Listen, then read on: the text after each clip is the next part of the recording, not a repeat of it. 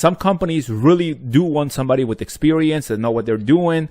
And trust me, I work with some small companies who hire engineers or people who lie on the resume saying that they're good at that type of software, and they end up actually not being good at it, and they're just gonna let you go. Every time I look through job descriptions and look at the criteria, I always see the technical skills that the position wants. For example, CAD, Creo, I guess that's how you say it, Creo, SolidWorks, etc. I'm the type of person that always feels uncomfortable when answering the question of how good are you in these skills, because I don't know how to gauge my standing with others. Any tips to sell myself better? And I want to say that this is very common, right? When you're young, you ask this question and you kind of like, you freeze a little bit. You're like, wait, well, what do you mean? You don't want to sound too arrogant, but at the same time, you definitely don't want to sound that you're not good at the software. So what do you say? How do you gauge how good you are or something? First of all, do not say anything that is going to disqualify you. Don't fall in the game, because a lot of the times what these recruiters do or interviewers do, they ask you questions, and based on your answer, sometimes you disqualify yourself. You basically rule yourself out by saying, if you said, for instance, oh, I'm not that good, somewhat good, I'm okay, they may not disqualify you 100%, but maybe you may be put in the waiting list, right? Like if they have nobody else, then maybe they give you a call.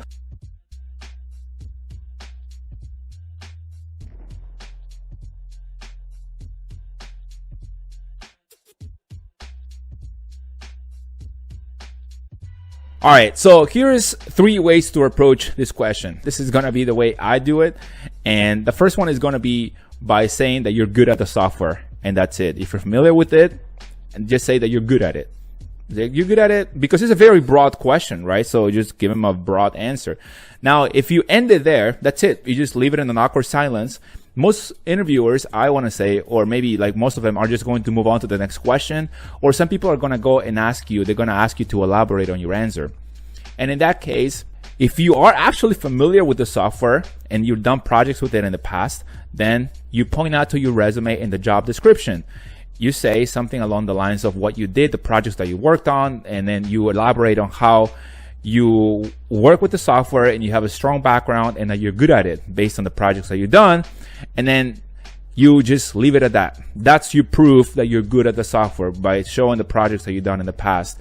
And then the third approach that I would definitely use is that if you are not familiar with the software that I'm asking you about, I would mention my experience with similar software that kind of like accomplishes the same thing, or maybe even software in general, if you want to kind of like take a leap per se.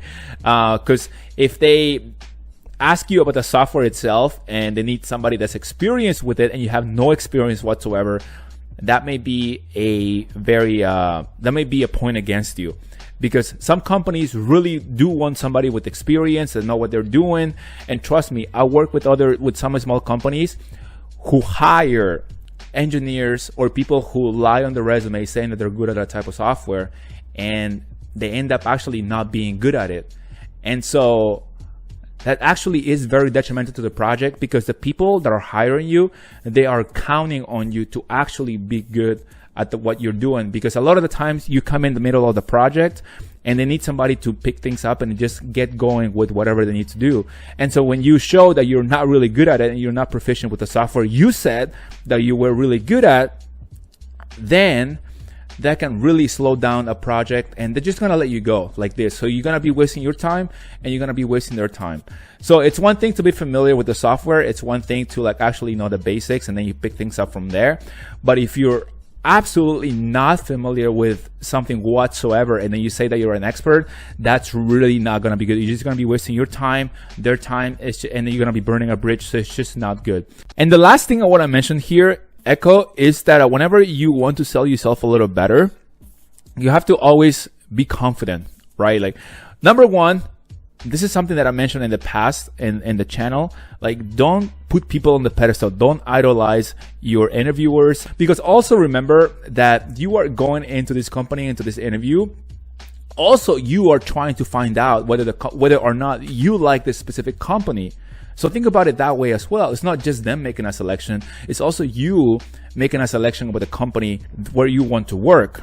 I know, right? Like sometimes it depends on the situation where you are. Like beggars can be choosers, but at the same time, like go in with that attitude and that mindset as well, that you are also choosing this company as a potential place for employment, for work. Also, the other thing is, whenever you are asked an open-ended questions, go back to your resume, practice your resume, learn telling your stories, be confident about the stories that you're going to tell about your resume, because most of the time, most likely they're going to ask you things about your resume. In fact, the questions they're going to ask you is going to be mainly your resume and the job description.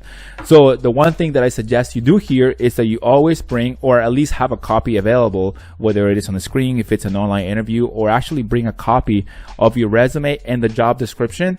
And then make sure that you highlight what the job description actually needs and wants, and also highlight on your resume, your customized tailored resume, the keywords that are related to the job description. And always, if you are not sure how to answer a question, try to use your resume and the job description as a baseline and a reference, because the job description is telling you what they need. And whenever there is a subjective question like the one that we just went over, then you can always go back to your resume, your skills, your experience, what you went through in the past, and link that to the job description and tell them, hey, this is exactly what you want. So that way you're telling them exactly that you have the skills that they need for their position. And also, like as I mentioned a little earlier, it's all about being confident and being positive. And remember that people make an impression of you in the first 30 seconds if you go into the interview. The first 7-10 seconds are very crucial, even if it's on a screen or if it's one-on-one. Make sure that you dress well, you smell well, and also make sure that you shake people's hands or fist bump them, whatever it is that we do nowadays, and smile. And smile is also a good one. And that's all going to help you sell yourself better, be more confident, and talk about the things that you went through and relate that to the job description. So that's all. Thank you for the question. That was awesome, by the way. Thank you. And I'll see you guys. Let me know if you have any other questions. Take care. Peace.